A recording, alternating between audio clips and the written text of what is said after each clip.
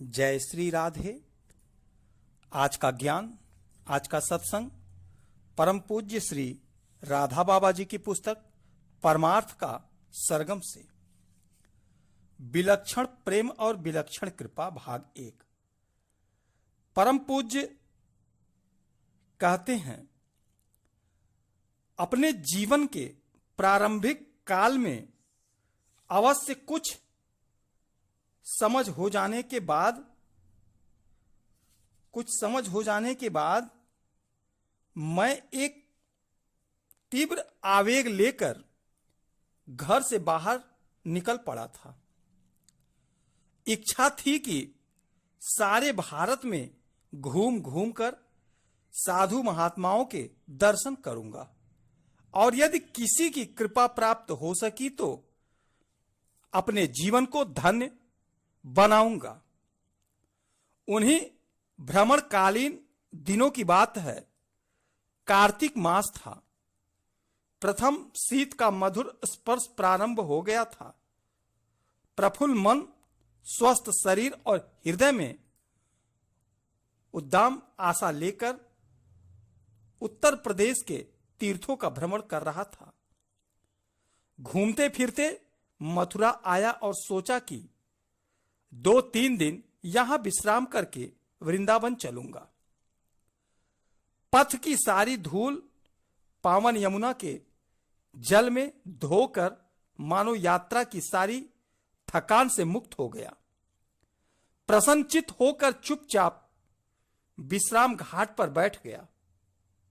वहीं संध्या के समय भगवान की आरती देखी। यह आरती मैंने पहले भी देखी थी, परंतु आज मानो उसमें कुछ नयापन था। सात्विक उपासना के साथ मानो अपूर्व शिल्प चातुरी का समावेश था। ऐसा मैंने भारत के और किसी तीर्थ में नहीं देखा। बैठे बैठे एक अपूर्व तन्मयता का अनुभव कर रहा था। भीड़ धीरे धीरे कम होने लगी। कितने ही नर नारी आए और चले गए। कुछ प्रौढ़ व्यक्ति घाट की सीढ़ियों पर बैठकर संध्या वंदन करने के बाद आचमन करके चले गए। कितने ही देसी विदेशी आए और चले गए। कितनी ही रमणीय अपने आकर्षण स्वर का आनंद बिखेरती हुई निकल गई। अब मैं भी वहां से चलने के लिए तैयार हुआ। घाट के पास ही रास्ते में एक मुसलमान खड़ा था। एकदम साधारण नहीं, कुछ भद्र और आधुनिक ही प्रतीत होता था।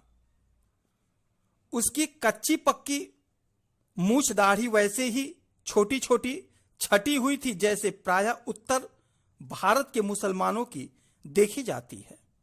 धूप में तपा हुआ उसका मुख लालिमा से उज्जवल था। छोटी छोटी आंखों की दृष्टि काफी पैनी थी। उसके हाव भाव से ऐसा लगता था मानो कोई खोई हुई चीज खोज रहा हो। देखा मुझ पर भी उसकी दृष्टि निबद्ध है।